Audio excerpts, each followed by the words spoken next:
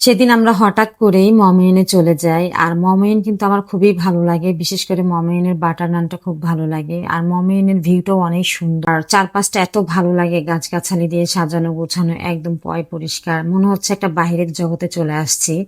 তো যাই হোক, আমার ঘোরাঘুরি করতে ভীষণ ভালো লাগে, বিশেষ করে মমিনটা। আর মমিনে গিয়ে মনে হলো যে না, রাজশাহীতে চলে যাব, কিন্তু আমরা রাজশাহীতেও চলে গিয়েছিলাম। এটা হচ্ছে রাজশাহী ইউনিভার্সিটি। তো যাই হোক, আমি কিন্তু এই ফার্স্ট টাইম চলে আসলাম এখানে।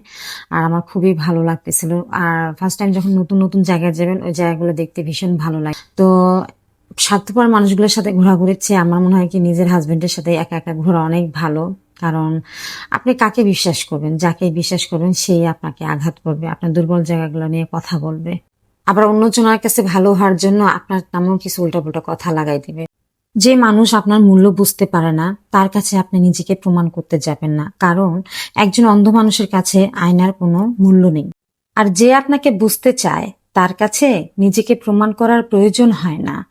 আর মানুষের স্বীকৃতির জন্য নয়, নিজের আত্মসম্মান নিয়ে বাঁচতে শিখুন। আর এই ছোট্ট জীবনে আপনি যার উপরে বেশি ভরসা রাখবেন, যাকে বেশি বিশ্বাস করবেন, সেই আপনাকে সুন্দরভাবে নিখুঁতভাবে কষ্ট দেবে এবং ঠকাবে। কারণ এই পৃথিবীটা আবেগ দিয়ে চলে।